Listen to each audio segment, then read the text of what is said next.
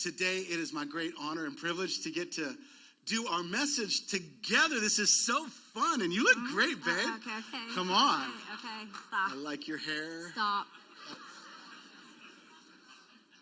Well, let me dive into the notes. Let's start with the notes. Hey, this month is I Want to Know What Love is our theme. And some of you were looking at our graphic, and if you're young, you're like, what is that? That is an old-fashioned data carrier. It's called a cassette tape. And if you were a child of the 80s, you know the song, I want to know what love is. And okay, this is definitely the older crowd, maybe. and that was, come on, when it was double skates and the lights would go down at the roller ring, that was the anthem. Anyway, so now that you younger people know what we're talking about, but we wanted to talk about love in all the different ways. And that song, by the way, it was one of the songs that rocked Farm Aid 85. That's all I'll say about that. All right. So, babe, tell us what we're doing. Okay, so this morning we are going to be sharing about relationships and marriage a little bit. And I think that I would rather speak a whole series than to be up here and talk about marriage. Like, it's so personal. You can do it in March. You can take March, whole series. No, that is not what I meant. And so, but our heart this morning is that whether you are married, divorced, looking, not looking, single, wherever you are in your life, I don't think that you don't have relationships in your life. They might not be romantic relationships, but everybody deals with people. Everybody has people around you. And so our heart this morning is that you would maybe grab something from anything that we might share and be like, man, I can apply that. Yeah. And we do not have all the answers, for sure. But we have been married for a long time. We have been married for, drumroll, 29 years. Oh, it'll be 29 years in June. Yeah, come on, And you should clap because, no, I'm just kidding. Oh, wow, he's moving closer. Okay, here we go. No, stop. Oh, sorry. But just to let you know that on our 28th wedding anniversary, we had the greatest gift that we could have received. And that is our first granddaughter, Elliot Ruth, was born. And so I want to thank McKenna for that. So honestly, the best. And so life's been good to us. And so we just hope that you would be able to maybe glean something this morning. And that's our heart, is that everybody would learn something. So yeah. You want to tell them a little bit about our story? I would love to tell you guys a little bit about my story. Okay, well, the first picture was us, and the second picture is when we decided to do Atkins. So if you look, how I can tell our pictures, I am not even joking you, is according to diets. I don't know if anybody else is like this, but literally every picture, I'm like, I know what diet. Okay, what? They might be. I'm not. You're not what? I don't look at pictures by diet. Oh, well, I do. I'm like, we were on a fun date. How many women look at pictures by diets? Thank you, the two of us. All right. So I get to give you a little background on the story of Matt and I. And he came, and Matt's parents aren't in here. So they're not, are they? I don't know. Because I feel like I can be way more free with you guys than I could have been earlier this morning, so I'm going to let you guys know. All right, here we go. See, before he would tell stories, and I didn't have a mic, so I couldn't feel like I could add to the story because I'm like, I don't remember it that way. And I have a mic this morning. I'm going to just let you guys know the story. So he came to our youth group. So come on, you youth group kids. You never know who's going to be in that youth group. When he was 15. And I was getting ready to go on a mission trip because I felt that I was going to be a missionary. I felt like God was going to ask me to give it all up for him, and I was going to go on the mission field. He comes up to me, and he's like, hey, you should write me. And I thought, I don't know you. I'm not writing you. So he gave me his address, and I threw it away. And then when I returned that summer, because it was a whole summer thing, when I returned that summer and I came back, he was at my school, and he was super funny, and he was cute, and he was outgoing, and I was like, but somehow he, I don't know how many girls have gotten in this situation, it's not that I was friend zoned, but I was counselor zoned. You know what I mean? Like all of a sudden I became the person that he was like, hey, what do you think of so-and-so? And I was like, I liked him. And he did not know. I don't know. Maybe you knew. No, I don't think he knew. And because the things you said to me, you would not say to me if you knew I liked you. But anyways, and so he would tell me, but the thing is he literally, I'm not even kidding you. He acts like he was this big nerd, and he might have been a nerd, but it worked for him. And he liked all of my friends. And the next time we talk on marriage, I'm going to post all of my friends. I didn't like all your friends. Matt. I can think of one I didn't like. Oh! I mean, there's probably more, but anyway, this is way off topic. No. I don't know what we're... No, it is not. This, you guys, is part of the story. So I became the counselor, and so he would come up to me. So what do you think of so-and-so? And I would be like, no, I cannot picture you with her at all. That was because I liked him, and I was trying to keep him away from all my friends. It did not work. You got engaged. Okay, so then we moved on. We didn't date in high school. We dated. There was a lot of ups and downs. I'm going to be really kind to him, and I'm just going to say there was a lot of ups and downs. We move on to Bible college. Yes. We dated. It's like our world finally came together. Yeah. And after you dumped the girl from California, you guys. She dumped me. Is what no, happened. she didn't. Oh, did I dump her? You came to me and you said, hey, that didn't you work no matter sit what by I me say because right now. I do not. She might even Babe, watch this. Honestly, Okay. This is really exciting, isn't it? Oh. Aren't you guys know you're getting the backstory? Anyways, so we dated our freshman year of Bible college. Yes. We dated. Then a breakup, which shouldn't surprise you guys. Our whole sophomore year, we broke up. Then our junior year, we got back together, and in that December of our junior year, he asked me to marry him. I said yes. And then we got married June of the following year. And I'm the lucky winner. Okay. Yeah. Yeah. That's awesome. awesome. The real story, and I left a lot out, just for you guys know. Make an appointment. Because he is your pastor, Make an and I want appointment to with her. honor him because he's your pastor. Oh, babe. So, okay, sorry.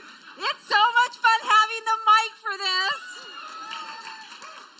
You're having a good time. Yes, I am having All right, a good time. we're gonna move from there to the Bible now. I want to just read a verse, and we are, like Lisa said at the beginning. We hope this is for everybody. We actually believe that. We talked about this to make sure that everybody can get something out of this today. But we are going to put it in the context of our marriage and things that have helped us, because the Bible does speak about that. And so we felt like, because Valentine's is Friday, we're going to talk about our marriage a little bit. A wonderful scripture that really is concise in the book of Hebrews. It says this: give honor to marriage and remain faithful to one another in marriage. God will surely judge people who are immoral and those who commit adultery. And I love the conciseness of this. Give honor to marriage. God holds marriage in great esteem. Like it holds a high ideal in God's mind. God started the planet with human beings, and they were joined together. It was God's plan for that. And it says to avoid any kind of immorality as well. Immorality, as a Bible definition, means sexual activity outside of marriage for single people, and adultery being sexual activity outside of the marriage partner. And God actually looks and frowns upon that and judges that because it harms people's relationships. It harms that. And also because the idea of marriage is meant to not just be good for two people. It's meant to be a picture of the relationship that Jesus has with us and his intense commitment and faithfulness to us. And it's really important for us to be aware of that. And that's stated very clearly in Ephesians. The other verse I'd like to read you today. No one hates his own body, but feeds it and cares for it, just as Christ cares for the church. We are members of his body. And then he quotes Genesis. Paul, the author here, quotes the book of Genesis, the first book in the Bible. A man leaves his father and mother and is joined to his wife, and the two are united into one. And then he goes back to his commentary. He says, this is a great mystery, but it's an illustration of the way Christ and the church are one. So I say again, each man must love his wife as he loves himself, and the wife must respect her husband.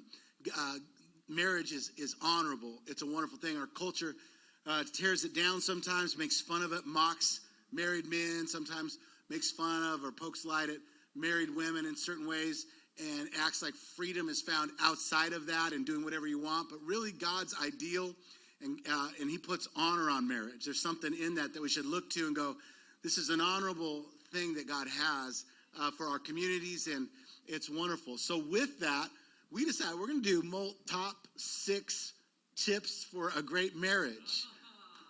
Or relationships. And relationships, yes. Yeah. So we're going to do it. So, babe, take number 1. All right. Number 1 is a healthy me makes a healthy us. That's so good. And I think that what happens sometimes is that if you are lonely, you think that you need to find someone to help fill that void. If you feel that you have something that you need, you look elsewhere. And can I just tell you that no person is ever going to fulfill the hole that you have in you. Come on, babe. That can only be fulfilled when you are in connection with God. Yeah. And so I think that we have to have a healthy us with the Lord first. And I know I spoke a little bit on it last week about how we have to have our first love has to be centered around Jesus, and he has to be the center of everything that we do. Then everything else falls into place. And however that looks like for you, whether it means you're going to need to have some counseling, you need to connect with a friend, you need to connect with a small group leader and pour out your heart and get some perspective on life.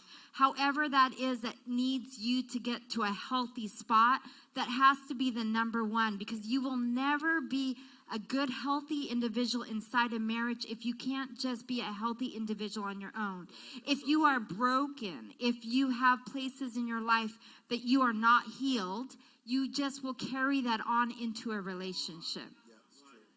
And so, you know, I came from my parents who have both passed away, like, they were married, but I don't know if I saw that marriage as like necessarily like a good, strong, healthy, vibrant marriage. And so I think that in my mind, I thought, I want to make sure that I have that.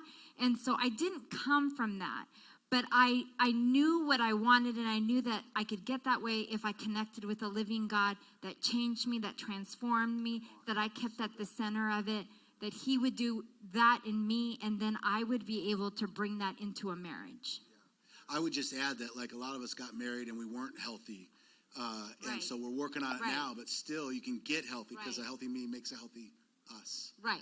So and one thing that I've noticed, just because we've been in ministry for a long time, is I think that people sometimes feel like, well, I've never done it that way, or this is how I've always been, and it's not the correct way to be. Can I just say, you can change. Like, you don't have to stay the way that you've been your whole life because that's what you've always been like. And so I think the most freeing thing for me, even, been married for such a long time, is that I just am like, Lord, whatever you want to do in me, you can do in me. If he tells me to change something, like, I'm not too old or been stuck in a marriage too long that he can't change me, that I can't change something that we've done that is not maybe the healthiest. It's really good. All right, so that's great tip number 1. How many of you like that one so far? All right, number 2 is forgiveness is the lifeblood of marriage. What diet were we on here, babe? Oh. I don't think I was on a seafood diet. Yeah, I don't know. I was going to say we were not on a diet here. We look so happy, though. We were happy, but we were not on a diet. No diet here. I think God wants me to be happy. You'll see. No. Well, you'll see the ones that we're on a diet on. Okay, all right. So you'll see it. But we're on forgiveness. We're on forgiveness. Here's the reality that in your life you're going to do stuff wrong. You're going to make mistakes, and if you're married, you're going to actually sin sometimes. You're going to do things. You're going to create grievances. You've got to be able to have in your all your relationships forgiveness. If you don't, your relationships die because bitterness builds up and all of those things. And so forgiveness, if it's done right, actually brings health and growth in a marriage or any relationship.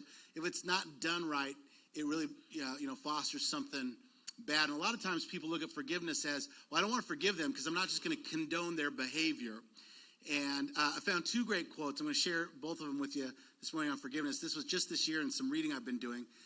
St. Augustine says, God gives where he finds empty hands. A man whose hands are full of parcels can't receive a gift. Grace, in other words, must be received. Grace abuse, or like forgiveness abuse, if you want to term that, stems from a confusion of condoning and forgiving. To condone an evil is simply to ignore it and treat it as if it were good.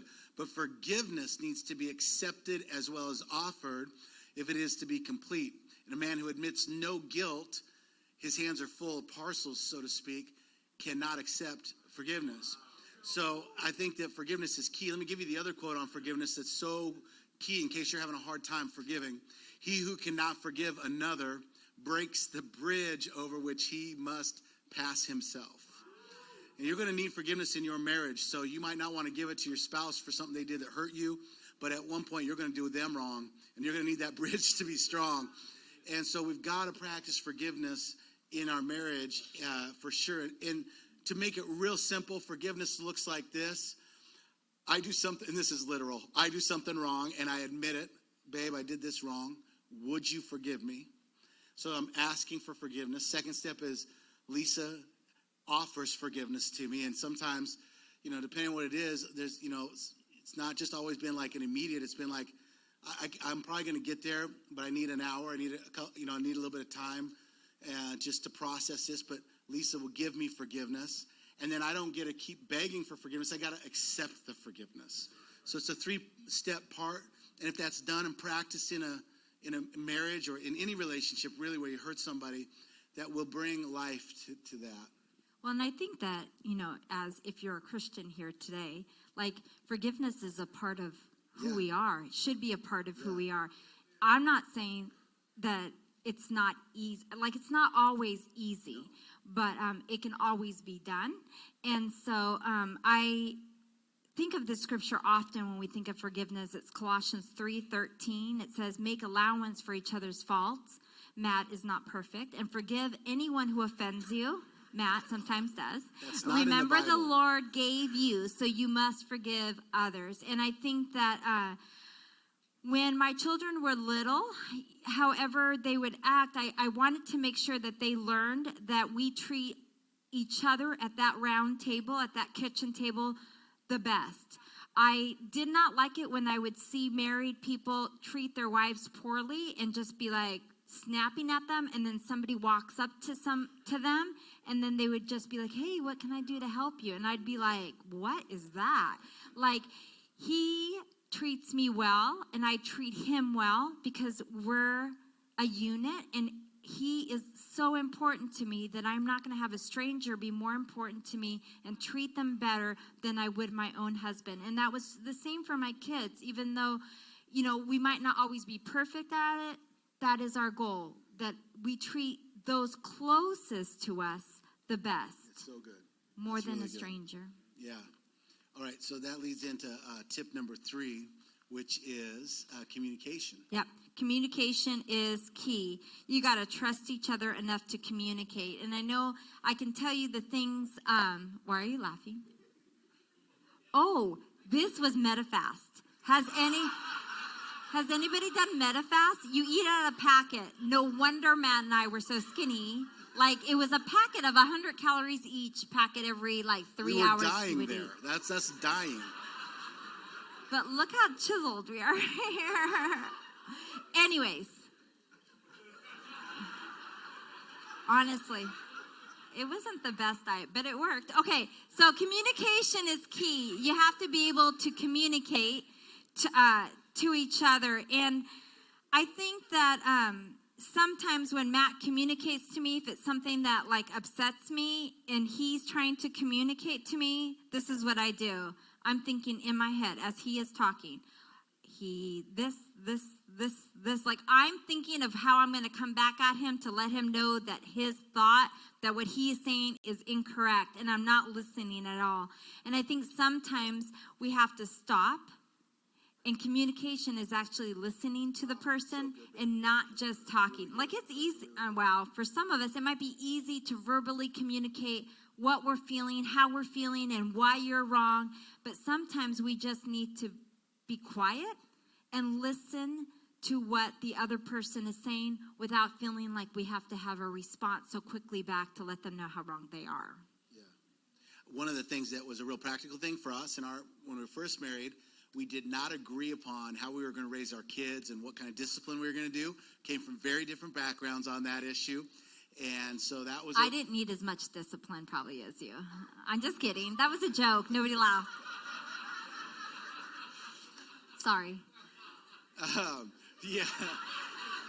Well, either way, we come from different backgrounds. Totally. Yes. Totally. But what we did is we ended up talking about, hey, what are we looking for in raising our kids? And so it took us probably 3 years talking through some of the details, but we came to a spot where it was like, hey, what is the goal? We want our kids to love their family and grow up loving us and love God. Those were the two goals for us. So then anything that helped those goals, we were okay with and we could agree upon. We could go, do we have to do it this way or do it this way?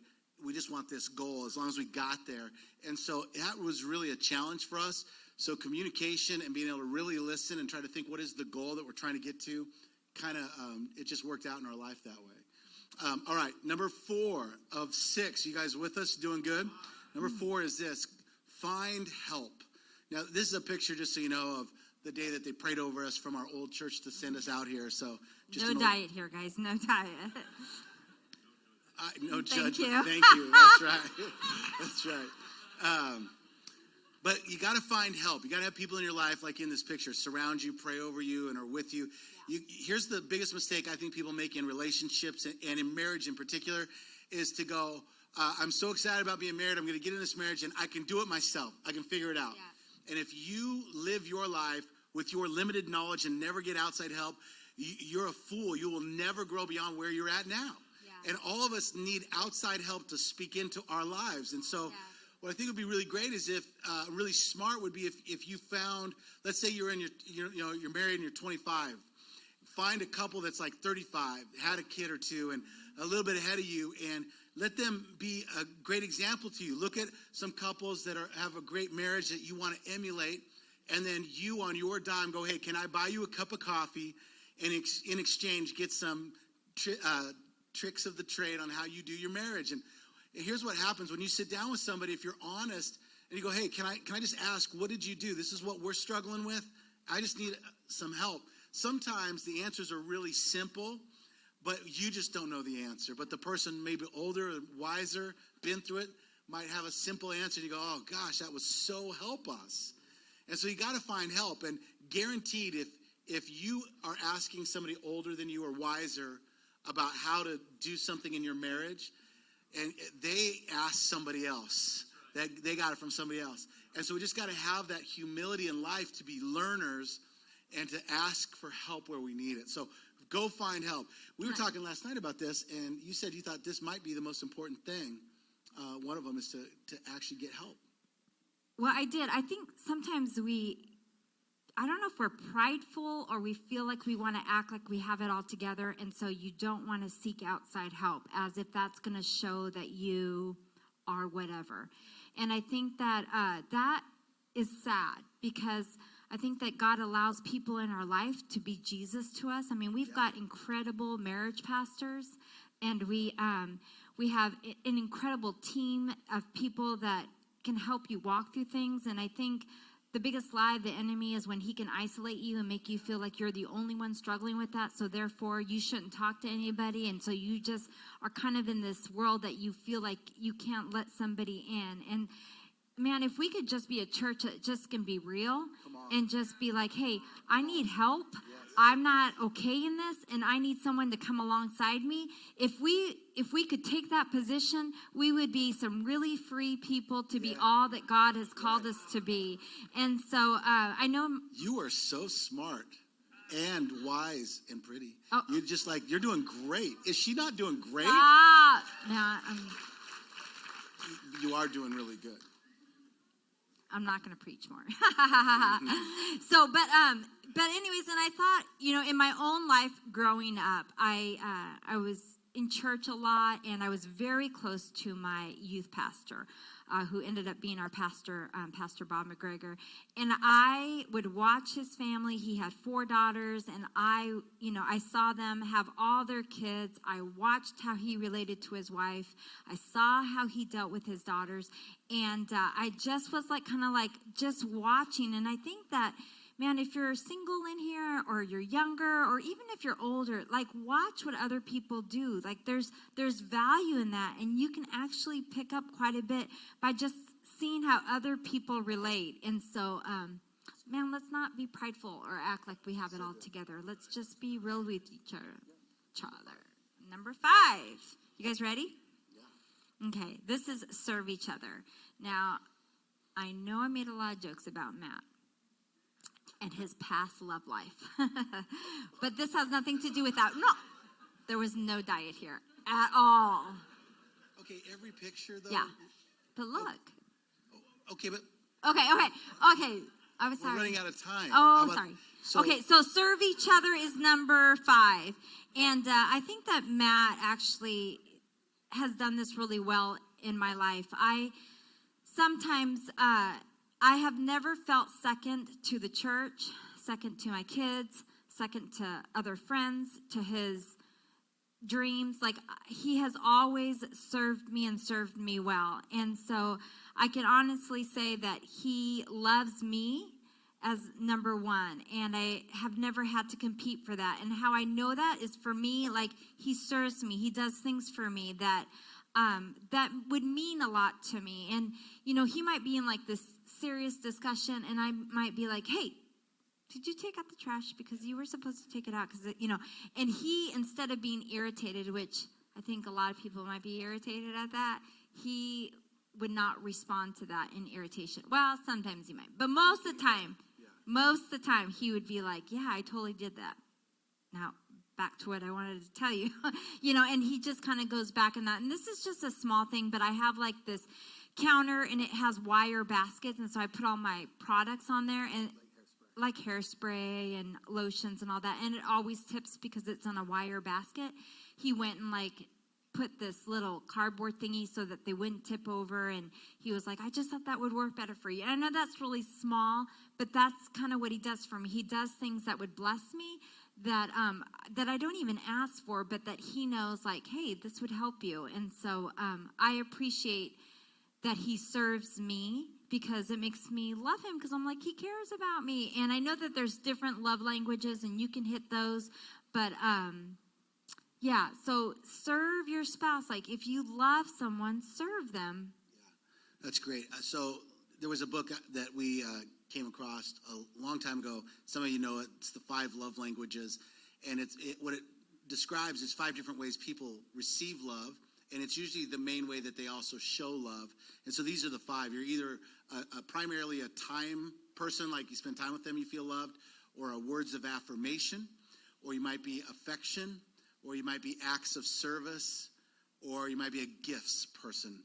And the thing is, you got to learn what your spouse is or your friend is, because Lisa is acts of service. So when I do things for her, come on, ladies and gentlemen, it pays, she loves me back. And it's oh, that's awesome. So I wanted to know her love language so I could be a blessing to her. I tend to be a words of affirmation person.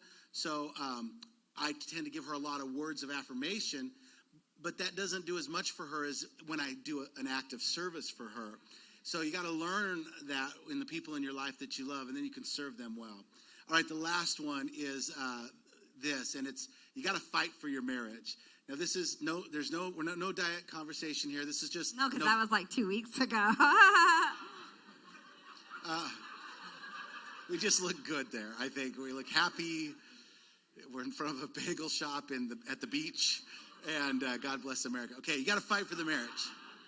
And here's the deal: you're either fighting in your marriage or you're going to fight for your marriage. Yeah. So there's a fight going on, because marriage, it's meant to be the priority relationship. And I don't have time to lay out the theology behind all of this today, but let me just say this. Your marriage relationship, if you're married, has to be number 1. It's more important than your relationship with your kids. And it's more important than your career. And it's more important than money. Like your marriage, I've known people that to save their marriage moved in order to save their marriage. I know people who didn't take career boosts in order to keep their marriage boosted. And so you got to understand that if God wants your marriage to be blessed and wants that to be number one and wants us to hold that relationship in honor, then you got to know that that's got to be the number one thing that you focus on. And I know this for sports teams. Anytime a team gets number one, everybody comes at it with all they got. They bring out all the weapons against the number one team, and everybody goes hard against team number one, all of that, all the time. And I think that the enemy does that in our lives. They know that our marriages are supposed to be number one, and so the enemy is going to attack your marriage first and foremost against all other relationships. And so you've got to protect that. You've got to make sure that you take radical action, if necessary, to protect your relationship, because you should be fighting for that. Thank you so much for tuning in to New Vintage Church online this week. We hope this message inspired you to live a vibrant faith in Jesus. We would love to hear what God is doing in your life. Send us your victory stories to amen@newvintagechurch.com. If you love New Vintage Church, subscribe and share this with a friend. You can also contribute to the mission of New Vintage Church by clicking the giving link below. Thank you so much for watching. We'll see you soon.